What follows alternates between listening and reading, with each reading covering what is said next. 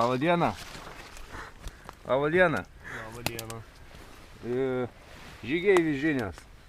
Norėjom paimti interviu kaip apie žygį. Giržygį. Porą žodžių į mikrofoną. Pagrindinis akcentas buvo upė ir šalašas. Šalašą mato čia. Upės gaila nenufilmavom, bet buvo stipru. Porą patarimų naujokui, kuris eitų per upę arba statytų šalašą. Per upę? Per upę tai nieko nepatarsi. Turi eiti tiesiog. O šalašą reikia statyti kuo greičiau. Ačiū. Ačiū už interviu.